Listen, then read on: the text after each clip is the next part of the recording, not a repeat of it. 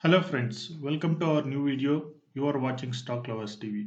Today we are going to discuss about fundamentally strong large cap stocks of portfolio for investment in 2022. Without delaying, we'll start with our content. Before discussing on what stocks for portfolio, we will briefly discuss on how we are picking the stocks for portfolio investment, which means that like on what criteria we are picking the stocks for our portfolio. Let's see few major and important for points for building the portfolio. First and important point is like business model. First, we will see the business model of the stock on what they are doing, what are the how they are getting the revenues, on what business they are investing. Next, we are looking into the profit and sales growth. Like future growth of the business and revenue breakups, we will be identifying for the particular stocks. And then whether the stock is we'll check on return on equity, how much return on equity the stock is providing and company is providing for over a period of time. Next, whether the stock is debt free or not. If the company or the stock is having the massive debt, so we should avoid that kind of stocks for the investment. Next, how the business management is happening, how the management is handling the business. If they get any crisis, how they're pulling up the business. These things we need to identify how they are handling, and then whether the stock is debt free or not, we will be checking, and how much compounded stock growth, sales growth, and profit growth they are having, and the few more points are like how consistently the stock is providing the dividend and the return on equity. Finally, how they diversified their business into each sectors. With all this data pointer, we'll be discussing the success one of the successful story. As you all know, like you all know, the financial sector has been seen a robust growth in the country with the penetration of the banking. As banking grew and became a formalized, the stocks saw heavily inflow and grew up exponentially. The one of the major banking stock now at present is HDFC Bank. HDFC Bank was part of the rally with an upward moving trend in its charts. Like its revenue have moved from 16,000 crore in 2010 to now it is 1,22,000 crores in 2020, a growth of about 25%, and has moved from the price of 210 to 1,385 per share over a 10 year of time, excluding the dividends provided by the company. With this successful example, we'll start our discussion on the portfolio building. Please do watch our video till the end. We'll be identifying the each stocks, like one of the stocks from each sector, and we'll be diversifying our stocks in like banking sector, automobile sector, IT sector, and FMCG sector, so on. Now, we'll see our first bank. Here we are picking one stock from each sector. As I already told, from one from banking sector, one from information technology sector, one from auto sector, and each one from pharma, FMCG, and oil sector. Now, we'll see our first stock in banking sector, which is none other than Kotak Mahindra Bank. Now we are discussing on Kotak Mahindra Bank. The first stock we are picking in our portfolio is discussing in our portfolio is like Kotak Mahindra Bank in banking sector. Kotak Mahindra Bank is a diversified financial services group providing a wide range of banking and financial services, including retail banking, treasury, and corporate banking, etc.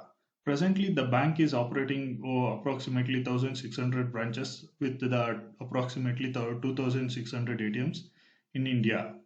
45% of its branches are located in metro cities, while the rest 55% are distributed in urban, semi-urban, and rural areas. Now, with all this information, we'll be seeing the basic fundamental of Kotak Mahindra Bank.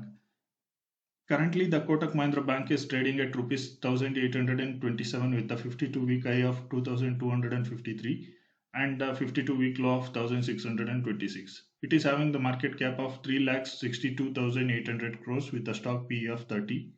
Kotak Mahindra Bank is providing the decent return on equity of 14% with the book value of 427.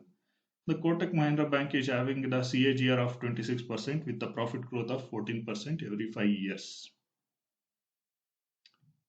With this information, we will be moving on to our next sector, which is IT sector. Now, the second sector is IT sector. In this, we are discussing about Infosys.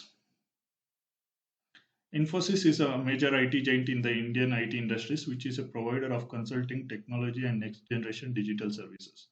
Along with this, they help their clients in the digitization of the processes, migration to the cloud based technology, and workplace transformation, etc. Infosys is almost a debt-free company. Infosys is providing fairly very good return on equity of 29%. Now, with all this information, we'll be seeing the basic fundamental of Infosys.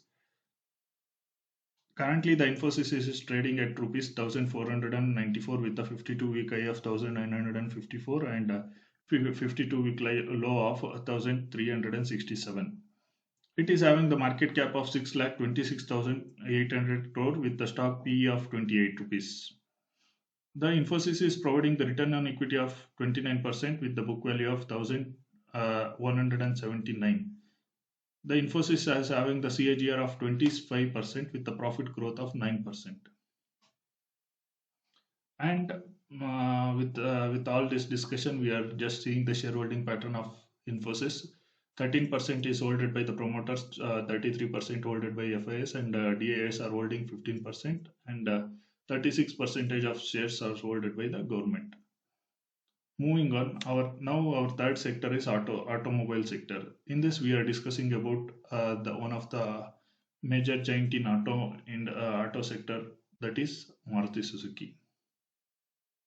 Maruti Suzuki is the company which is engaged in manufacturing the passenger vehicle segment, and it is the major market leader in passenger vehicle segment in India. The principal activities of the companies are manufacturing, purchase, and sales of motor vehicles, components, and spare parts.